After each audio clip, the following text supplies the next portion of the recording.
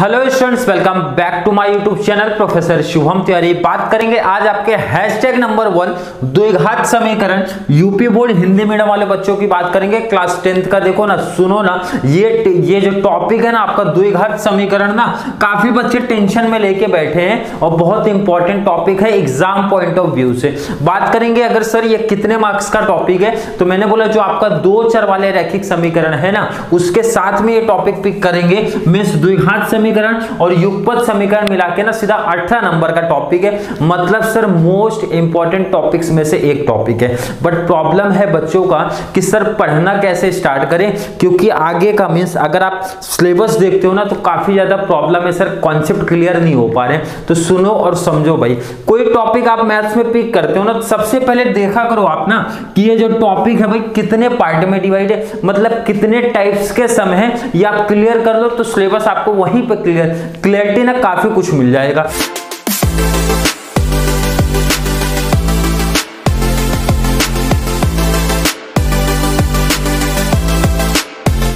जैसे कि मेरा काम होता है कि हैशटैग 1, ध्यान से सुनना, हर एक टॉपिक का सेपरेट हैशटैग 1 से स्टार्ट होगा।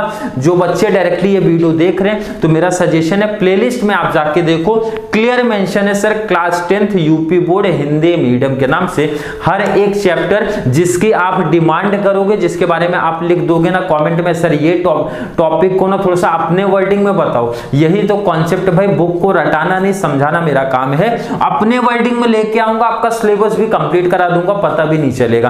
प्रॉब्लम क्या है, बच्चे क्या करते हैं, लाइन टू लाइन रटना चालू करते, मतलब प्रैक्टिस करना चालू करते और टेंशन में आ जाते हैं। सर एक तो 4.5 4.6 तक का सिलेबस है, एग्जांपल आपको दे रहा हूं सर कैसे होगा, और एक टॉपिक में ना 10 सम 12 सम 15 सम 20 सम है, तो ये टेंशन थोड़ा सा हो जाता है।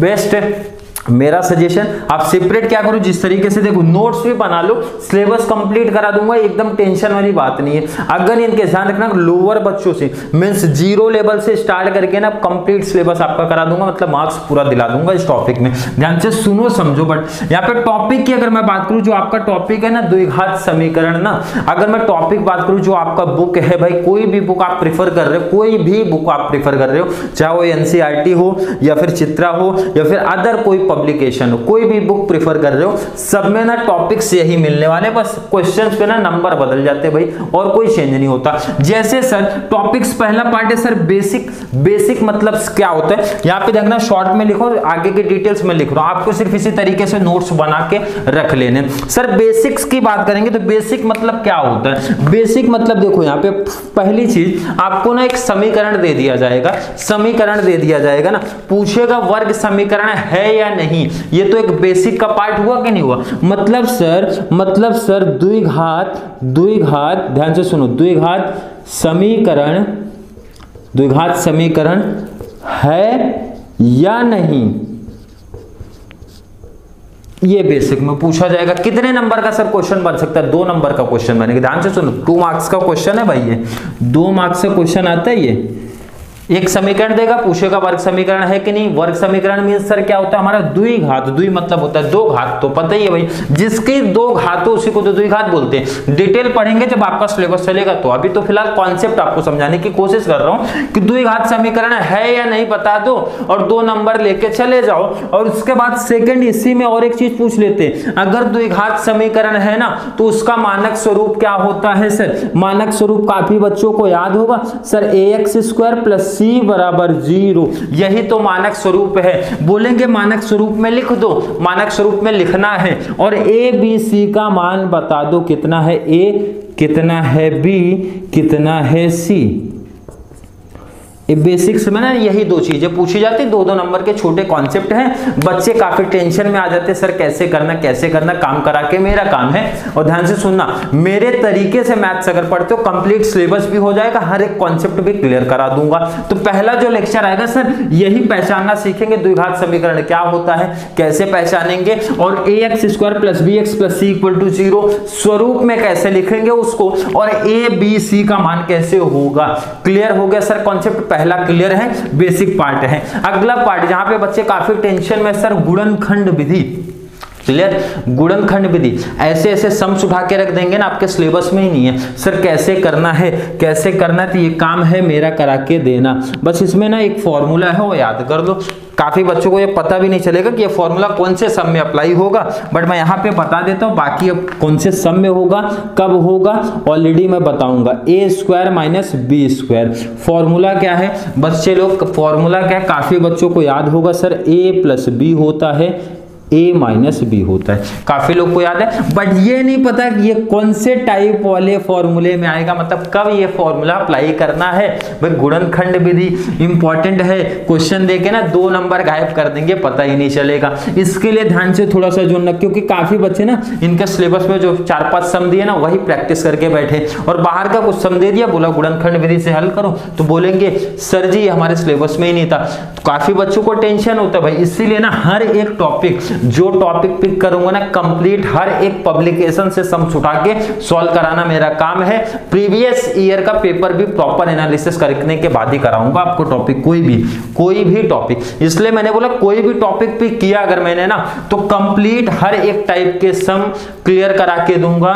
2 मार्क्स का टॉपिक आएगा ना भाई 2 नंबर दिला के दे दूंगा। क्लियर हो गया सर, बिल्कुल क्लियर। अगली विधि ना जहां से बच्चे ज्यादा टेंशन में आ जाते हैं टॉपिक में, देखो अगर इस टॉपिक की बात करो सबसे ज्यादा जो मेजॉरिटी मींस ज्यादा परसेंटेज बच्चे जो टेंशन में सर, एक तो पूर्ण वर्ग विधि होता है, एक हमारा वर्ड प्रॉब्लम होता है, 2 में सबसे ज्यादा पब्लिक टेंशन में है। तो मैंने बोला पूर्ण वर्ग विधि का टेंशन कुछ मत लो, बस एक फॉर्मूला 2 फॉर्मूले सॉरी याद कर लो।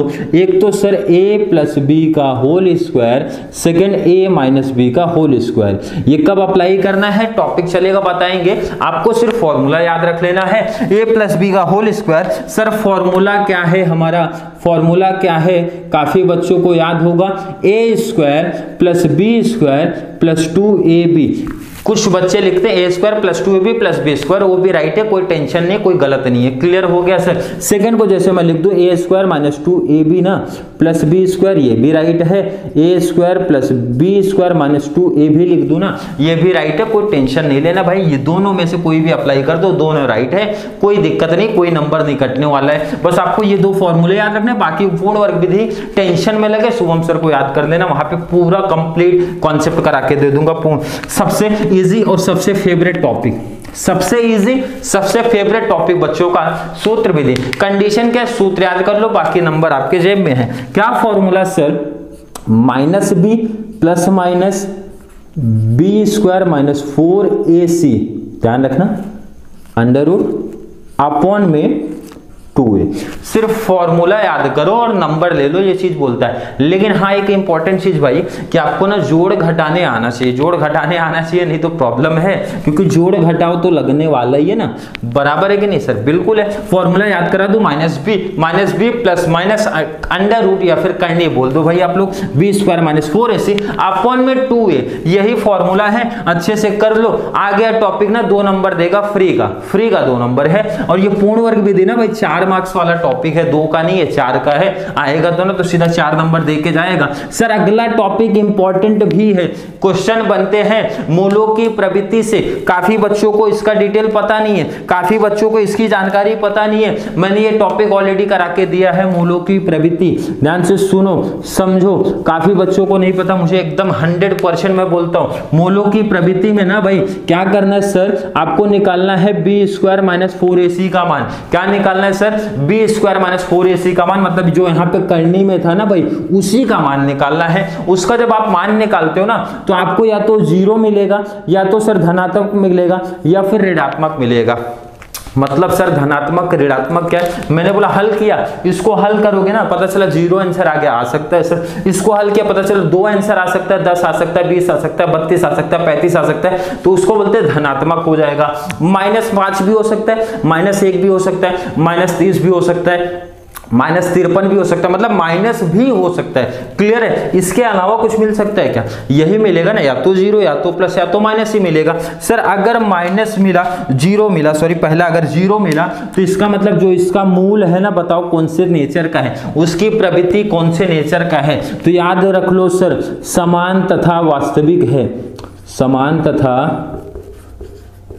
वास्तविक है। कब सर? जब जीरो आएगा तब। और अगर सर प्लस आया तो क्या है? मैंने बोला याद रख लो, उसका मूल जो है ना वो वास्तविक है।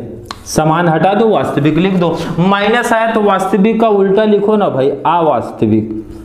क्या हो जाएगा सर? अवास्तविक। किसी बच्चे को कोई डाउट कंफ्यूजन है क्या यहाँ तक? बिल्कुल नहीं सर। जीरो आया तो समान तथा वास्तविक लिखूंगा, प्लस आया तो वास्तविक लिखूंगा, माइनस आया तो अवास्तविक लिखूंगा। क्लियर? बिल्कुल क्लियर। नहीं कॉन्सेप्ट क्लियर ना, सम लेके आऊंगा, समझा दूंगा वहां पे। लास्ट और टेंशन देने वाला टॉपिक है वर्ड प्रॉब्लम। वर्ड प्रॉब्लम काफी बच्चे टेंशन में आ जाते हैं। 4 नंबर का क्वेश्चन बना के भेजेगा, सीधा सीधा 4 नंबर के क्वेश्चन बना के भेजेगा। और प्रॉब्लम क्या मालूम है? जो बच्चे ज्यादा कंफ्यूजन में होते हैं, ये जो आपका द्विघात टॉपिक है ना, द्विघात समीकरण जो आपका टॉपिक है, मैं बता दूं आपका, ये आपका टॉपिक स्टार्ट होगा चौथा चैप्टर जो है ना।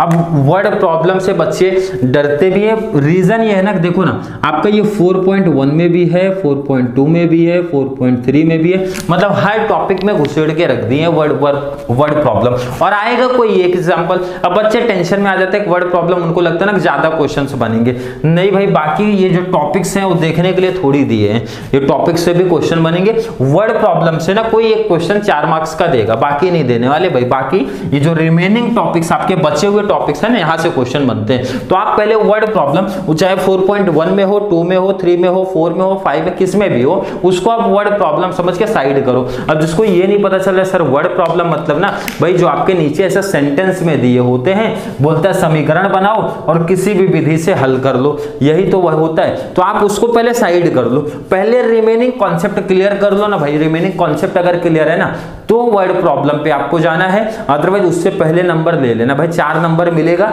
इस पे, 1 2 3 4 5। क्लियर? क्योंकि वर्ड प्रॉब्लम ऐसा कंपलसरी भी नहीं, आएगा ही हमेशा आएगा, ऐसा कंपलसरी भी नहीं है। तो ये चीज ध्यान रखो, ये टेंशन नहीं लेना सर वर्ड प्रॉब्लम नहीं किया तो द्विघात किया ही नहीं। रिमेनिंग टॉपिक्स पे भी नंबर है भाई जो बचेंगे। तो इसका मतलब जो आपका द्विघात समीकरण है, देख लो टॉपिक, देख लो कितने पार्ट में है सर। पहला 1 2 3 4 5 और ये 6 टॉपिक में ये डिवाइड होता है। ध्यान से सुनना, समझना। कितने टॉपिक में सर? 6 टॉपिक्स में ये टॉपिक डिवाइड होता है। तो जो हमारी सीरीज चालू होगी, मींस द्विघात का #2 आएगा ना, तो पहले बेसिक्स से स्टार्ट कर दूंगा। बेसिक्स में आपका टेक्स्ट बुक भी प्रेफर करूंगा, नहीं तो काफी बच्चे बोलेंगे सर आप कहीं से भी एग्जांपल से ले लो। टेक्स्ट बुक भी प्रेफर करूंगा, प्लस बाहर के भी सम्स ऐड करूंगा कि जो कि आपके मींस एग्जाम में आ सकते हैं या फिर प्रीवियस ईयर एग्जाम में आए क्वेश्चन है ना, वो भी वहां पे सॉल्व करा के दूंगा, ताकि आपको एक आइडिया लगे कि एग्जाम में किस टाइप के क्वेश्चंस बनते हैं। तो चलिए, किसी बच्चों को ना ये बेसिक इंट्रोडक्शन पार्ट में किसी को डाउट हो, देखो इंट्रोडक्शन लाने का पर्पज ये होता है ना कि कोई भी टॉपिक पढ़ने से पहले एटलीस्ट आपको टॉपिक की आइडिया हो। और सेकंड चीज, अगर कोई फॉर्मूला है ना, तो आप लोग याद करके पहले से रख लो, ताकि कॉन्सेप्ट आपका क्लियर हो जाए। किसी बच्चों को कोई भी डाउट, कोई भी कंफ्यूजन अगर क्रिएट होगा तो कमेंट में ऐड कर देना, सर ये पर्टिकुलर टॉपिक हमको नहीं समझ में आया है, रिप्लाई मिल जाएगा या फिर वीडियो उसके ऊपर लेके आ जाऊंगा। अगर वीडियो हेल्पफुल लग रही है तो वीडियो को ज्यादा से ज्यादा शेयर करना है, ज्यादा से ज्यादा शेयर करना, ताकि 10th क्लास की जो हमारे यूपी बोर्ड वाले बच्चे हो ज्यादा से ज्यादा इस चैनल के साथ ऐड हो और उनको भी बहुत सारा बेनिफिट्स इस चैनल के थ्रू मिलता रहे। एंड वीडियो को लाइक करना, अच्छे अच्छे कॉमेंट ऐड करते रहा करो, ताकि बहुत सारा बेनिफिट्स मिलता रहे आपको भी। एंड सर इसी तरीके से मोटिवेट होते रहे। सर मोटिवेट होते रहेंगे ना तो और अच्छी अच्छी वीडियो आप सब लोग के लिए, हर एक टॉपिक ना जो आप डिमांड कर दोगे ना, जिस टॉपिक की आप डिमांड करोगे ना, उस टॉपिक की वीडियो आपको मिल जाएगी। तो चलिए मिलेंगे नेक्स्ट क्लास में, जहां पे हम लोग बात करेंगे अगले पार्ट के बारे में। तब तक के लिए थैंक यू सो मच।